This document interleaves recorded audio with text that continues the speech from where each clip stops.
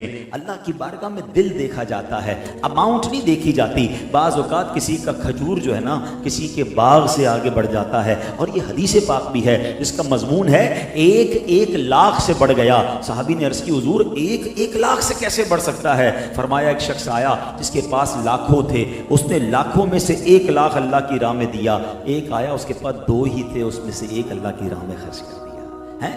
50% ہو گیا نا۔ 2 روپے والا اگر 1 روپیہ دے دے اللہ کی راہ میں، اس نے تو اپنا 50% دے دیا۔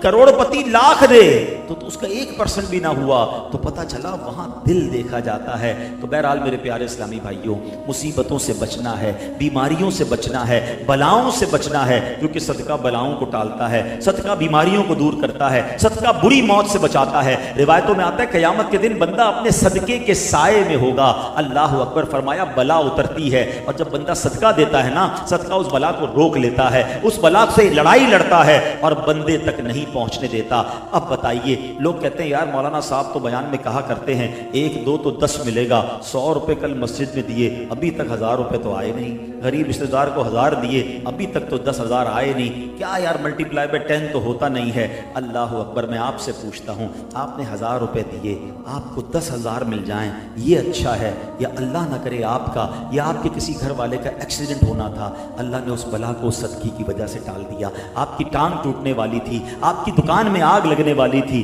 رب نے اس صدقے کی برکت سے، اس صدقے کی برکت سے وہ بلا ٹال دی۔ ارے میں اور آپ جو خیریت سے جی رہے ہیں نا، بڑی بیماریوں سے بچے ہوئے ہیں، اللہ نے خوشحال زندگی دی ہے، بڑے مسائل نہیں ہیں۔ جاؤ کبھی ہاسپٹل میں، میں کل جنا ہاسپٹل رات گیا تھا ایمرجنسی وارڈ میں، یقین کریں میں بجھ سا گیا جو میں نے وہاں لوگوں کا حال دیکھا، جو بیماری کا حال دیکھا، عجیب عجیب بیماریاں، عجیب عجیب پرابلم ہیں۔ 17-18 سال کے نوجوان بھی بستر پر پڑے ہیں۔ بندہ کہے میں ساری زندگی اسی بات کا شکر ادا کروں کہ یا اللہ تو نے مجھے بڑی بیماریوں سے بچایا، آج میں ہاسپٹل کے بستر پر نہیں سویا، آج میں اپنے گھر کے بستر پر سو رہا ہوں، آج میں اپنی مرضی سے واش روم گیا ہوں، مجھے کوئی نالی نہیں لگائی گئی ہے، آج میں اپنی مرضی سے کھا پی رہا ہوں، مجھے ڈرپ کے ذریعے نہیں کھلایا جا رہا ہے۔ ارے صرف انہی نعمتوں کو دیکھ لو تو پھر ناشکری ختم ہو جائے گی۔ مجھے اور آپ کو رب نے بہت دیا ہے، اللہ نے مجھے آپ کو بہت نوازا ہے، خدارا شکر والی زبان لاؤ، ناشکری سے باہر آ جائیں اور صدقہ خیرات کرتے رہیں۔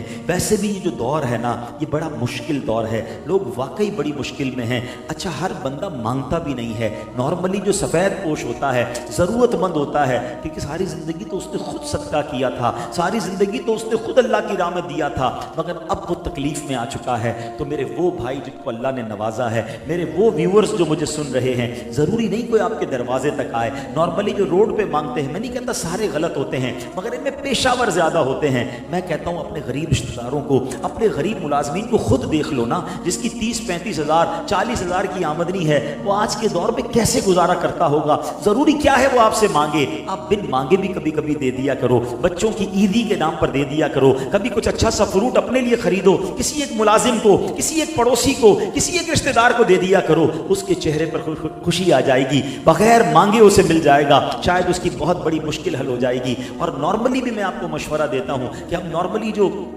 شادیوں میں یا ملاقات میں جو گفٹ چیزوں کو دیتے ہیں، اب گفٹ کی بجائے کیش دینا شروع کریں۔ ہمیں کیا معلوم ہم کپڑے کا جوڑا دے رہے ہیں، اس کے پاس سلائی کے پیسے ہی نہیں ہیں، اب مسجد کے امام صاحب سے جو ملتا ہے سارے جا نماز لے کے جاتے ہیں۔ بھائی وہ امام صاحب کتنی جا نماز بچھا کے نماز پڑھے گا؟ یہ جناب اس کو کپڑے کا سوٹ دے رہے ہیں، اس کے پاس 4 سوٹ پہلے ہی پتہ ہے جمع ہیں، 2000 سلائی کے لیے نہیں ہے، ہو سکتا ہے بچے کی دوائی کے لیے پیسے نہ ہوں۔ آپ سب سے بیسٹ تحفہ اگر کسی کو دینا چاہتے ہیں تو ان طرح گفٹ چیزوں کی بجائے آپ کیش اتنی رقم دے دیں جو آپ اس کو دینا چاہتے ہیں، تاکہ اس بیچارے کا کوئی بھلا ہو جائے، کسی کی خواہش پوری ہو جائے، کسی کی مصیبت دور ہو جائے۔ اللہ نے دیا ہے تو بانٹتے رہو، اور ایک بات یاد رکھنا، تم بانٹنے کا دروازہ کھلا رکھو، وہاں سے دینے کا دروازہ اور بڑا ہو جائے گا، وہ تمہارے رزق میں اور برکت ڈال دے گا، نہ جانے کس کی دعا سے تمہارا بیڑا پار ہو جائے گا۔ دس از دا ٹائم فار ہیلپ۔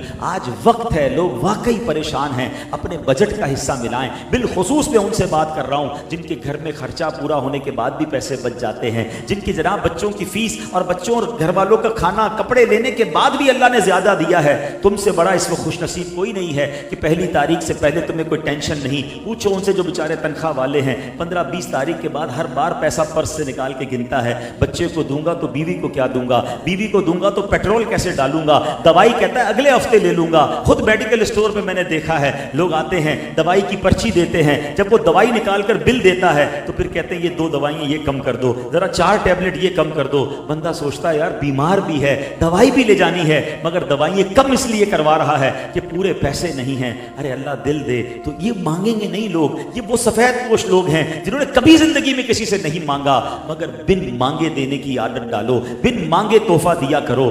کیا معلوم کس کی دعا لگ جائے, کس کی دعا کے صدقے ہمارے بیڑے پار ہو جائیں. اور ہمیں یہ بھی نہیں پتا ہوتا اللہ ہمیں رزق کس کی وجہ سے دے رہا ہے. بعض اوقات کسی ملازم کی وجہ سے یا کسی غریب کی ہم مدد کر رہے ہوتے ہیں, وہ دعا دے رہا ہوتا ہے, ہمارا کاروبار چل رہا ہوتا ہے. اللہ سیدنا عثمان غنی رضی اللہ تعالیٰ عنہ کی سخاوت کا ہمیں حصہ عطا فرمائے. کاش یہ ذہن بن جائے کہ جب نیکی سامنے آئے, جب ثواب سامنے آئے تو ہمارا دل للچائے کہ میرا حصہ کدھر ہے, میں بھی اس میں سے کچھ حاصل کر لوں. تو بہترین طریقے آج الحمدللہ ہمارے معاشرے میں موجود ہیں. ماشاءاللہ جب بھی عاشقان رسول مسجد بنائیں, دعوت اسلامی والے مسجد بنائیں, آپ کو پتہ چلے, بے شک آپ کے علاقے میں نہیں ہے, یہ بڑا مسئلہ ہے. لوگ کہتے ہیں میرے محلے کی مسجد تھوڑی ہے. وہ اللہ کے بندو, اللہ کے حبیب نے فرمایا جو اللہ کے لیے مسجد بناتا ہے اللہ اس کے لیے جنت میں گھر بناتا ہے. یہ تھوڑی فرمایا گارڈن میں مسجد بناؤ گے تو جنت میں گھر ملے گا اور کورنگی میں بناؤ گے تو نہیں ملے گا. جدھر مسجد بنے اللہ نے موقع دیا, حصہ ڈالو. کنواں بن رہا ہے, پانی کا حساب ہو رہا ہے, تھوڑا اس میں حصہ ڈال دو. کوئی غریب آیا, بے شک تھوڑی بہت مدد کرو. کیا پتا میرے اس تھوڑے حصے سے میری بڑی مصیبتیں دور ہو جائیں.